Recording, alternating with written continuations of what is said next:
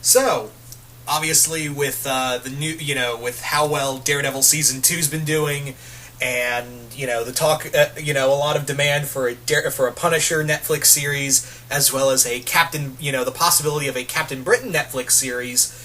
I decided to talk about my top five Netflix shows I would love to see happen. I would just absolutely love to see these Marvel shows show up on Netflix. Now, obviously, this is just my personal opinion. If you think a group or a character or characters should be higher or lower on the list, that's totally fine. That is totally fine. This is just my personal opinion, and I'm always excited to hear yours. So yeah. Also, I didn't have Punisher on here. Because, well, that'd be kind of cheating because everyone wants Punisher, so I went with five others. And there may be some you might see on here too, but yeah. Starting off, as you can see right here, yes, a Young Avengers Netflix show. I mean, we're already getting a Defenders TV show. Why not a Young Avengers TV show? And you may be wondering, well, why? Well, they would have to build that up, right? Not necessarily. Right from the get-go with Young Avengers, they pretty much established that there was Patriot, Wiccan, well, he was going by Asgardian at the time, Hulkling, and those were the original, and Iron Lad, and you had them from the get-go. Now, obviously, I think the difficult thing would be Iron Lad because he's Kang, and Kang, for some goddamn reason, is not under Marvel's rights. Yeah, for those who don't know, they don't own Kang. That's why we're probably never going to see Kang the Conqueror in anywhere, because he's under Fox. Because apparently, one of his past selves, Rama Tut, obviously, if you know your comics, and this is going to get confusing, Rama Tut is under, is one of the different timeline versions of Kang, and he showed up first in Fantastic Four, so he's under Fox. Yeah. Now, would they need Iron Lad? I think you kind of need Iron Lad to bring them together, or you could even you could change Iron Lad a bit. I don't know how much, because again, he is Kang, so that's going to be a major factor. Or you could take, they may have to take out Kang and just have it that these kids just want to do the right thing, something to that degree. But then again, this is why I put why I started at number 5. As much as I'd love to see it happen, it's pretty hard to do because again, Iron Lad is Kang's, past self. He's his child version, and the whole reason why the Young Avengers were brought together was to keep, Iron Lad wanted to keep Kang from ever becoming Kang. But I think you could still do the other characters. I mean, you could have Stature. The problem is with Stature, I don't think you can do, and that's another problem I just thought of, is that, we do have Scott Lang's daughter in here, but she's still a kid. And again, this is why I put it at the lowest of my, this is why I started it at number 5. As much as I'd love to see it, there's a lot of things working against a Young Avengers TV show, but how cool would it be to see, Kate Bishop, Isaiah Bradley, Asgardian, Hulkling, all of them together on screen. But if we can't get, the Young Avengers together, can we get them at least separately? Come on, guys, I'm not the only one who's wanting Kate Bishop in something. Come on, I'm not the only one who wants to see Kate Bishop, on the silver screen, along with, like, Hulkling and Wiccan and, Patriot and all them. But again, love to see it happen, kind of difficult to do. Yeah. So anyway, that's my number 5. Okay, so at number 4 is another young superhero team, which I actually think has a better shot of actually getting a Netflix TV show than Young Avengers. Because unlike Young Avengers, which has a few things going against it, Runaways, on the other hand, this team, actually has a lot going for it. Now, if you don't know what the Runaways are a group of kids who are the children of supervillains, not like big-name villains. Well, Victor Munch is the son of Ultron, but we'll get into that another time. But basically, these group of kids are part of this, or the children of this group called the Pride. They're this cabal of villains who are ranging from time travelers, criminal masterminds, thieves, evil scientists, sorcerers, aliens, and a few other things thrown in between. They find out that their parents are part of this group that serve a race of giants that want to go just destroy mankind, restart with some of their families leading the way. And they find out, and they flip their shit and want to stop them. And it's a really cool story. It's a really, I think it's a lot of fun. Brian K. Vaughan really knew how to write these characters. And what I think really works, and how you could really honestly do this series, is very much like the comic, which is very episodic. So you convert that to the show, and the other thing that I think really works for Runaways Netflix series is that the series in of itself really plays with it really plays small scale, but it's on a grand scale at the same time. Let me explain. A lot of the things that the Runaways do is very small scale. They're these group of kids that just don't know what the hell they're doing. They honestly don't. They have all this power, and they can't use it responsibly, and no one believes them. So they're kind of on their SOL on every front, and they're the only hope they have of Earth before Earth turns into a shit heap and restarted.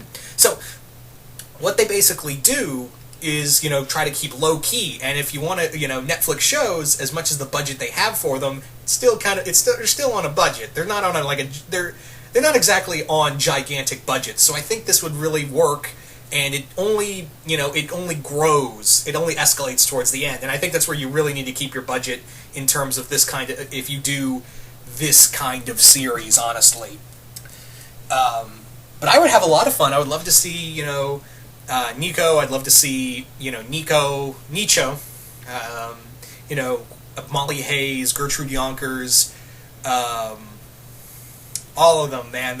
It would be so cool to see all of those characters on the live action, especially Molly Hayes. Just all around, I think this would be an awesome pick. But anyway, moving on to number 3. Number 3 is Blade. Yeah, a Blade Netflix series. Now, I'm pretty sure a lot of you guys agree as well that a Blade Netflix series would be nothing short of fucking brilliant, because it just screams a TV show. And Blade's had a TV show in the past. You guys remember that? I try not to.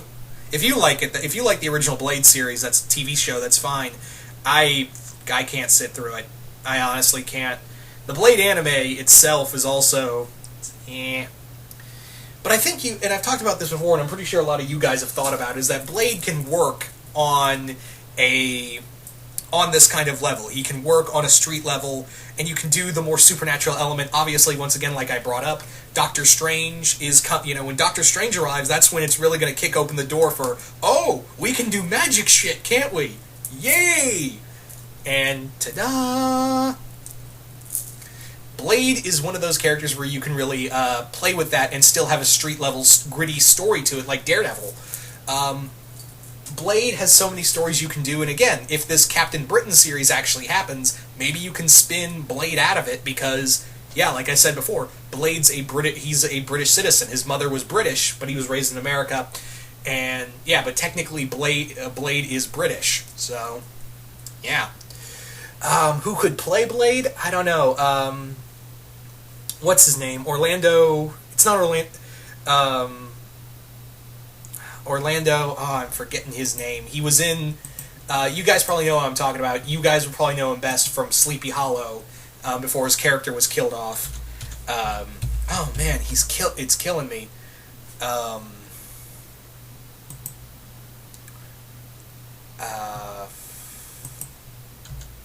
It's always confused with Orlando Bloom. It's not Orlando Bloom. I'm aware of that.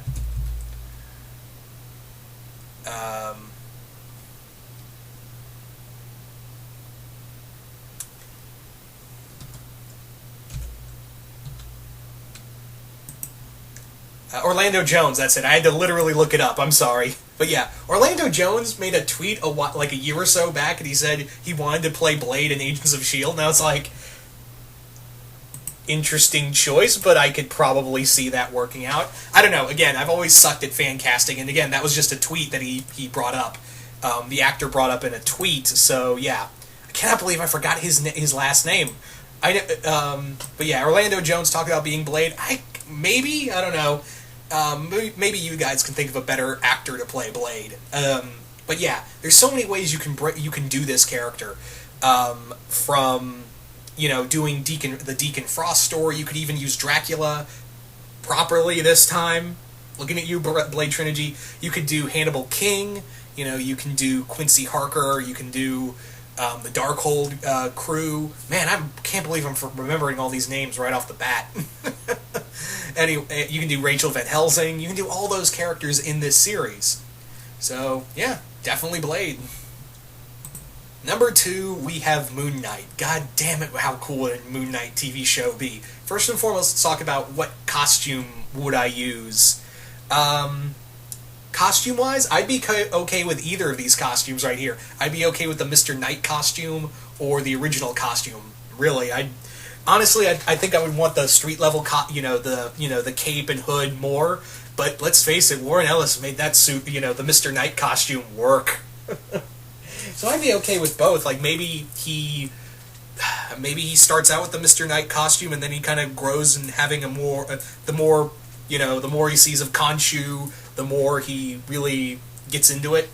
Now again, you can really delve into both the street level and supernatural element with Blade. But yeah, and this has actually been a show that's been apparently talked about before, so fingers crossed. Now, you could do, obviously bring in Bushman as the main villain. You can bring in his, Shadow Knight. You can bring in all those characters. And you can even bring in Werewolf by Night. Because remember, guys, Werewolf by Night actually appeared in Moon Knight before he actually got to be his own character.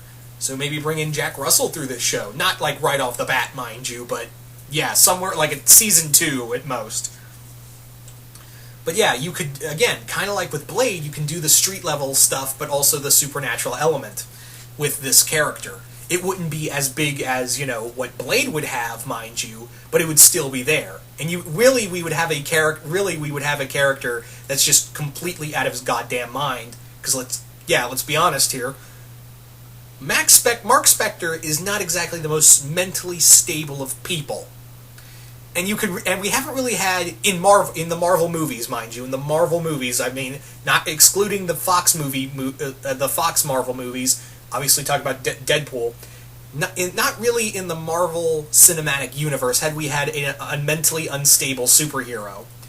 And I think that would be a cool way to do this without making it like fart jokes and whatever.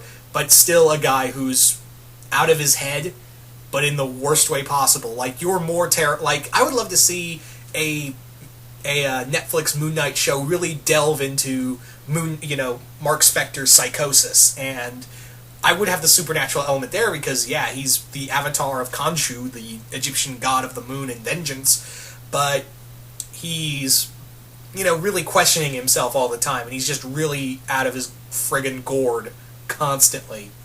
So I think that would be a cool element to really play with, of having following the story of this clearly mentally unstable guy beating the ever-loving shit out of everything he finds. So, yeah, definitely. For my number 2 pick, absolutely. I would love to see a Moon Knight Netflix series. Anyway, let's move on to my number 1. And that, ladies and gentlemen, is Ghost Rider. Oh, yeah. Ghost Rider Netflix series, because didn't really work out the first 2 movies, did it? So, you're probably wondering, which Ghost Rider would I go with? John Blaze? I'd actually go with Dan Ketch. I think, as much as I like the John Blaze character, let's face it, guys, if you grew up reading Marvel Comics in the 90s, you grew up with Dan Ketch more than you did John Blaze. Dan Ketch is a really cool character because here's a guy who's really dealing with this kind of demonic power that he really doesn't understand, and he really needs to keep under control. And we really loved watching that struggle. Now, in terms of, villain-wise, I don't think I would bring in Blackheart or Mephisto right out the gate. I would honestly I'd keep them out for maybe season 2 or 3 at most. I would love to see, for first season villains, I should say, is Deathwatch and Blackout. Deathwatch and Blackout were Dan Ketch's first 2 villains, and they were his big 2 villains throughout a majority of his early series. So Blackout and Deathwatch would be cool. Again, you could, with Doctor Strange coming out, I think it's a strong possibility that we could do more supernatural shows, Ghost Rider being the major one, because yeah, I think you could work as a supernatural TV series, and you could have that grittiness, like I said with the Moon Knight TV series, where you can have that kind of dark and grittiness to it, but still have that supernatural element. So you got the best of both worlds with this one. But yeah, you guys tell me. what are your top 5 choices for Marvel Netflix shows? Really interested to know what you guys have to say about this. And once again, this is just my personal list. If you have a list that's different from mine, that's totally fine. I'm totally cool with that. No ill will or anything. This is just my personal list. These are just characters I would love to see, and there was a ton more. I was considering 10, but I didn't want to make this list too long. But yeah, there are so many other characters you could honestly make Netflix shows out of, like Man-Thing or Werewolf by Night, or several others out there. Obviously, Punisher's the front runner, but yeah. What are some other characters you would love to see get Netflix TV shows? Just comment below, let me know. And once again, hope you all enjoyed this, and I will see you guys later.